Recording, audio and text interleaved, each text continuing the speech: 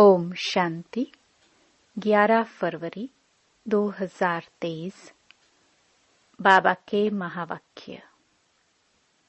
मीठे बच्चे, सदा अपने को राज ऋषि समझकर चलो तो तुम्हारे सब दिन सुख से बीतेंगे, माया के घुटके से बचे रहेंगे।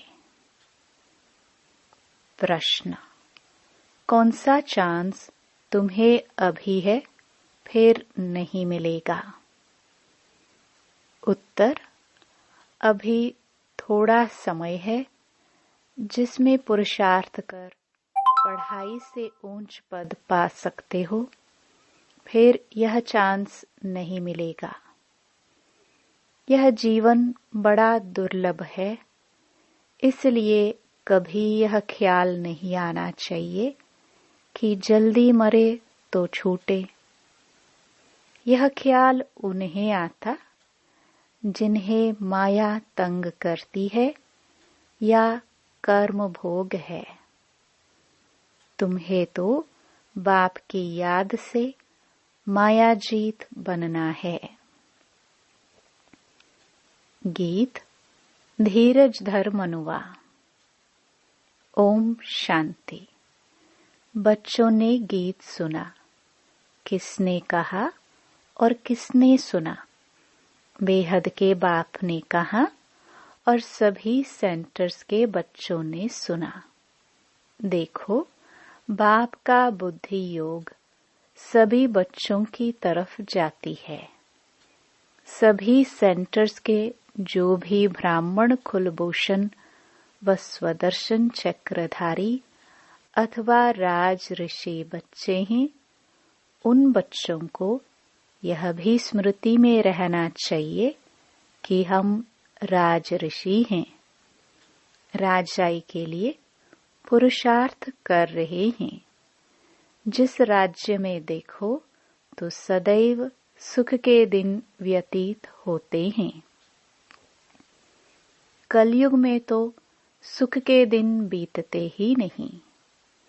तुम जो राज ऋषि हो, तुम्हारे भी सुख के दिन यहाँ बीतने चाहिए। अगर बच्चे अपने को राज ऋषि समझते हैं और निश्चय अटल अडोल कायम है तो, नहीं तो घड़ी घड़ी भूल जाने से माया के घुटके बहुत आते हैं। बच्चे जानते हैं कि हम बाप से राजयोग सीख सदा सुख का वर्षा ले रहे हैं अथवा नर से नारायण बन रहे हैं। सो तो सिवाय परमपिता परमात्मा के कोई बना ना सके। परमपिता परमात्मा जब कहाँ जाता है तो किसी साकार व आकार की तरफ बुद्धि नहीं जाती। निराकार बाप को ही याद करते हैं। बाप धीरज देते हैं, बच्चे बाकी थोड़े रोज हैं। यह कलयुग नरक बदल स्वर्ग होगा। हेवन की स्थापना, हेल का विनाश तो गाया हुआ है। भगवान स्वयं बैठ राजयोग सिखाते हैं। कोई भी मनुष्य चाहे हेल का चाहे हेवन का हो, राजयोग सिखला ना सके। बच्चे जानते हैं हम ब्रह्मा मुख वंशावली ब्राह्मण कुलभूषण ही स्वदर्शन चक्रधारी हैं। हम आत्माओं को सृष्टि चक्र की नॉलेज है। देवताएं यह नहीं जानते। स्वदर्शन चक्र श्री कृष्ण को व विष्णु को क्यों दिया है? क्योंकि तुम ब्राह्मण अभी संपूर्ण नहीं बने हो, नीचे ऊपर होते रहते हो। यह स्वदर्शन चक्र निशानी है फाइनल की। आज तुम स्वदर्शन चक्र फिराते हो, कल माया से हार खाकर गिर पड़ते हो तो तुमको अलंकार कैसे दे सकते। स्वदर्शन चक्र तो स्थायी चाहिए, इसलिए विष्णु को दिखाते हैं। यह बहुत गुह्य बातें हैं। जहाँ भी विष्णु का मंदिर हो व कोई भी स्वदर्शन चक्रधारी का मंदिर हो, वहाँ जाकर तुम समझा सकते हो। श्री कृष्ण को भी स्वदर्शन चक्र देते हैं। राधे कृष्ण युगल के चित्र में स्वदर्शन चक्र नहीं देते हैं। स्वदर्शन चक्रधारी तो तुम ब्राह्मण कुलभूषण हो, जिनको परमपिता परमात्मा स्वदर्शन चक्रधारी अथवा त्रिकालदर्शी बनाते हैं। वही जब देवता बनते हैं तो उन्हों को त्रिनेत्री, त्रिकालदर्शी, त्रिलोकीनाथ नहीं कह सकते, क्योंकि अभी तो हम स्वर्ग की सीढ़ी ऊपर चढ़ते हैं। सतयुग से तो सीढ़ी नीचे उतरनी होती है। वहाँ यह ज्ञान होता नहीं। वहाँ यह मालूम होता तो तुम राजाई कर न सको। यही चिंता लग जाए तो अब बाप बच्चों को धीरज देते हैं कि घबराओ मत, माया पर जीत पानी है। माया के तूफान आएंगे जरूर, विघ्न पड़ेंगे। इसका इलाज है योग में रहो। माया योग भी तोड़ेगी, परंतु पुरुषार्थ कर योग में रहना है। जो योग में रहेंगे तो उनकी आयु भी बढ़ेगी। जितनी आयु बड़ी होगी उतना अंत तक बाप से योग लगाए वर्षा लेंगे। योग से तंदुरुस्ती को भी ठीक करना है। इसलिए बाप कहते हैं, योगी भव, मेरे को निरंतर याद करो। जितना पुरुषार्थ करेंगे उतना स्वर्ग में प्रारब्ध पाएंगे। तो बाप कहते हैं, बच्चे योग में रहो तो तुम्हारे विकर्म विनाश होंगे। बाकी थोड़ा समय है।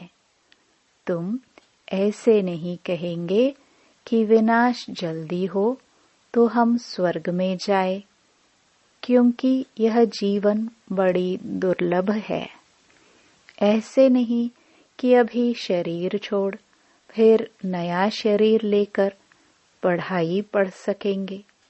बाल अवस्था में ही होगा तो विनाश आरंभ हो जाएगा। बालिग भी नहीं बन सकेगा, क्योंकि इसमें छोटे बड़े सबका विनाश होने वाला है।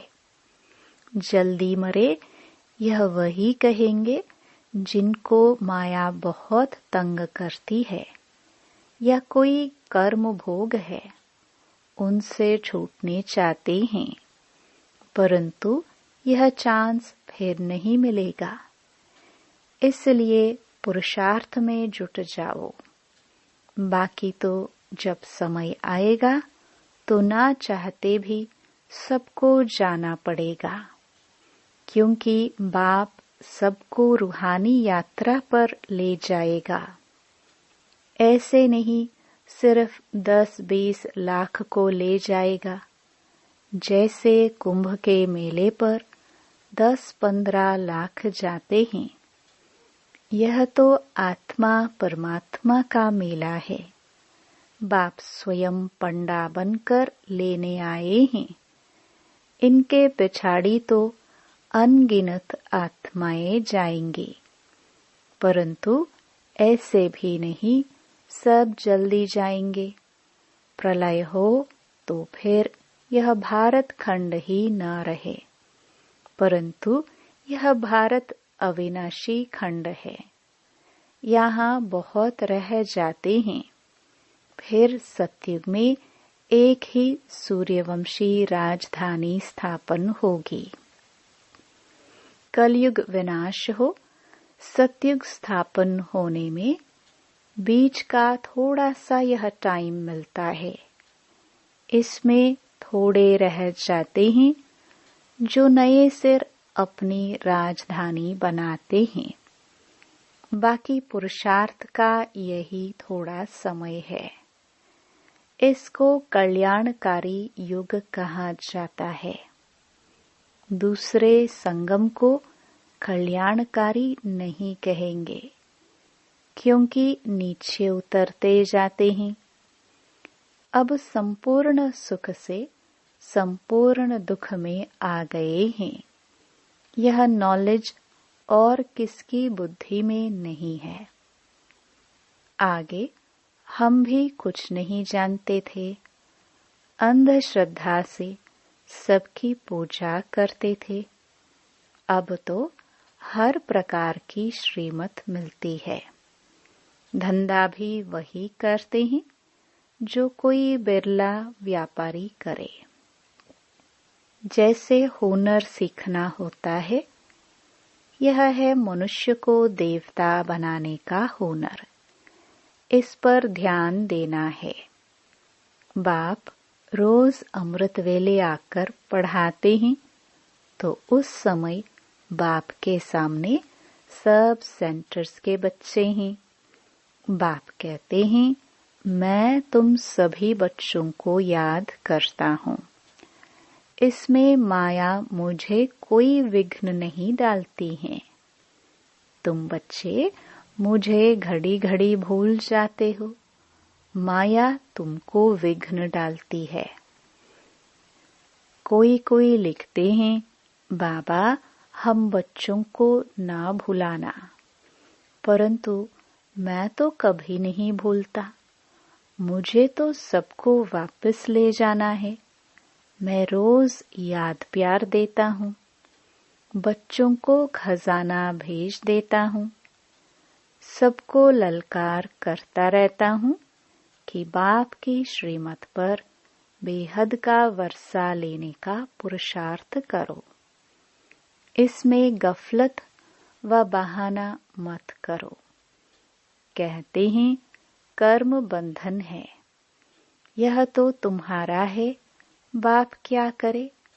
बाप कहते हैं योग में रहो तो कर्म बंधन कटता जाएगा, तुमसे विकर्म नहीं होंगे।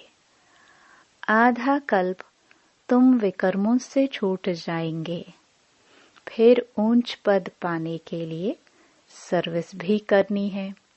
मम्मा बाबा कैसे अच्छी रीति समझाते हैं। कोई बच्चे भी अच्छी सर्विस करते हैं। तुमसे कोई पूछे तुम्हारी एम ऑब्जेक्ट क्या है, तो यह कार्ड हाथ में दे दो। उससे सब समझ जाएंगे कि यह किस धंधे में लगे हुए हैं। यह तो बड़े व्यापारी हैं। हर एक की रग देखनी है। सबसे अच्छा है चक्र पर समझाना। कैसा भी आदमी हो, चक्र को देख समझ जाएंगे कि बरोबर यह कलयुग है, अब सतयुग आने वाला है। क्रिश्चियन को भी समझा सकते हो, यह हेल है, अब हेवन स्थापन होने वाला है। वह तो जरूर हेवनली गॉड फादर ही करेगा, परंतु मनुष्यों की बुद्धि ऐसी हो गई है जो अपने को नरकवासी भी नहीं समझते हैं। कहते भी हैं फलाना स्वर्गवासी हुआ, तो समझना चाहिए जरूर हम नरक में हैं। अभी कलयुग है, पुनर्जन्म भी जरूर कलयुग में ही लेंगे। स्वर्ग है कहाँ? बाबा तो कहते हैं शमशान में जाकर समझाओ, परंतु बच्चे झट थक जाते हैं। समझाना चाहिए अभी तो कलयुग है। अगर स्वर्ग में पुनर्जन्म लेने चाहते हो तो आकर समझो। हम भी पुरुषार्थ कर रहे हैं, जो फिर नरक रहेगा ही नहीं। स्वर्ग में चलना है, वहां विष नहीं मिलेगा, उसको यहाँ ही छोड़ना पड़ेगा। कैसे? यह बाबा युक्तियां बताते हैं। नेपाल में विजय अष्टमी के दिन छोटे बड़े सब शिकार करते हैं। तुमको भी सबको समझाना है। घर घर में शिव का और लक्ष्मी नारायण का चित्र जरूर रखना है। नौकरों को, मिस्त्रियों को भी समझाना है कि मौत सामने खड़ा है। बाप को याद करो तो वर्षा मिल जाएगा। बाप सभी की मनोकामना स्वर्ग के लिए पूरी करते हैं। योग लगाने से बाप साक्षात्कार भी करा सकते हैं। बाप है ही कल्याणकारी, तो बच्चों को भी ऐसा कल्याणकारी बनना है। गरीब ही अपना कल्याण करते हैं, साहूकार मुश्किल ही करते हैं। सन्यासी भी जो नामी ग्रामी हैं, वह अंत में आएंगे। अब बहुत करके गरीब साधारण ही ज्ञान लेते हैं। बाप भी साधारण तन में आता है, गरीब में नहीं। अगर यह भी गरीब होता तो कुछ कर नहीं सकता। गरीब इतनों की संभाल कैसे करते? यह युक्ति देखो कैसे रखी है। साधारण ही हो जो बलि भी चढ़े और इतने सबकी परवरिश भी होती रहे। इनके साथ साथ और भी बहुत बलि चढ़कर वारिस बन गए। अच्छा, मीठे मीठे सिखिलदे बच्चों प्रति माता पिता बाप दादा का याद प्यार और गुड मॉर्निंग। रूहानी बाप की रूहानी बच्चों को नमस्ते। धारणा के लिए मुख्य सार। पहला, बाप ने जो मनुष्य को देवता बनाने का हुनर सिखाया है, उसमें ही लगना है। दूसरा, श्रीमत पर चलने में गफलत व बहाना नहीं करना है। कर्म बंधनों से छूटने के लिए याद में रहना है। वरदान, श्रेष्ठ कर्मधारी बन ऊंची तकदीर बनाने वाले पद्मा पदम भाग्यशाली भव। जिसके जितने श्रेष्ठ कर्म हैं, उसकी तकदीर की लकीर उतनी लंबी और स्पष्ट है। तकदीर बनाने का साधन है ही श्रेष्ठ कर्म। तो श्रेष्ठ कर्मधारी बनो और पद्मा पदम भाग्यशाली की तकदीर प्राप्त करो। लेकिन श्रेष्ठ कर्म का आधार है श्रेष्ठ स्मृति। श्रेष्ठ ते श्रेष्ठ बाप की स्मृति में रहने से ही श्रेष्ठ कर्म होंगे। इसलिए जितना चाहो उतना लंबी भाग्य की लकीर खींच लो। इस एक जन्म में अनेक जन्मों की तकदीर बन सकती है। स्लोगन, अपना संतुष्टता की पर्सनालिटी द्वारा अनेकों को संतुष्ट करना ही संतुष्ट मणि बनना है। मातेश्वरी जी के अनमोल महावाक्य। 1. यह जो मनुष्य गीत गाते हैं, वो गीता के भगवान अपना वचन निभाने आ जाओ। अब वो स्वयं गीता का भगवान अपना कल्प पहले वाला वचन पालन करने के लिए आया है और कहते हैं, हे बच्चे, जब भारत पर अति धर्म ग्लानि होती है, तब मैं इसी समय अपना अंजाम पालन करने, वायदा निभाने के लिए अवश्य आता हूँ। अब मेरे आने का यह मतलब नहीं कि मैं कोई युगे युगे आता हूँ। सभी युगों में तो कोई धर्मग्लानि नहीं होती। धर्मग्लानि होती ही है कलयुग में। तो मानो परमात्मा कलयुग के समय आता है और कलयुग फिर कल्प कल्प आता है। तो मानो मैं कल्प कल्प आता हूँ। कल्प में फिर 4 युग हैं, इसको ही कल्प कहते हैं। आधा कल्प सतयुग त्रेता में सतोगुण सतो प्रधान है, वहां परमात्मा के आने की कोई जरूरत नहीं। और फिर तीसरा द्वापर युग से तो फिर दूसरे धर्मों की शुरुआत है। उस समय भी अति धर्मग्लानि नहीं है। इससे सिद्ध है कि परमात्मा तीनों युगों में तो आता ही नहीं है।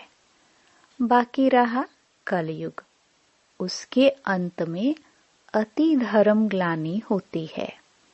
उसी समय परमात्मा आए, अधर्म विनाश कर सतधर्म की स्थापना करता है। अगर द्वापर में आया हुआ होता तो फिर द्वापर के बाद तो अब सतयुग होना चाहिए, फिर कलयुग क्यों? ऐसे तो नहीं कहेंगे। परमात्मा ने घोर कलयुग की स्थापना की।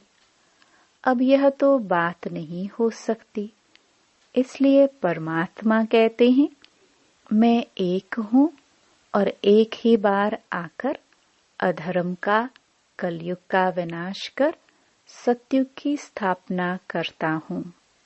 तो मेरे आने का समय संगम युग है। 2. मनुष्य आत्माओं की किस्मत बनाने वाला और किस्मत बिगाड़ने वाला कौन है? हम ऐसे नहीं कहेंगे कि किस्मत बनाने वाला, बिगाड़ने वाला वही परमात्मा है। बाकी यह जरूर है कि किस्मत को बनाने वाला परमात्मा है और किस्मत को बिगाड़ने वाला खुद मनुष्य है। अब यह किस्मत बने कैसे और फिर गिरे कैसे, इस पर समझाया जाता है। मनुष्य जब अपने को जानते हैं और पवित्र बनते हैं तो फिर से वो बिगड़ी हुई तकदीर को बना लेते हैं। अब जब हम बिगड़ी हुई तकदीर कहते हैं तो इससे साबित है कोई समय अपनी तकदीर बनी हुई थी जो फिर बिगड़ गई है। अब वही फिर बिगड़ी तकदीर को परमात्मा खुद आकर बनाते हैं। अब कोई कहे परमात्मा खुद तो निराकार है, वो तकदीर को कैसे बनाएगा? इस पर समझाया जाता है, निराकार परमात्मा कैसे अपने साकार ब्रह्मा तन द्वारा, अविनाशी नॉलेज द्वारा हमारी बिगड़ी हुई तकदीर को बनाते हैं। अब यह नॉलेज देना परमात्मा का काम है। बाकी मनुष्य आत्माएं एक दो की तकदीर को नहीं जगा सकती हैं। तकदीर को जगाने वाला एक ही परमात्मा है, तभी तो उन्हों का यादगार मंदिर कायम है। अच्छा, ओम शांति।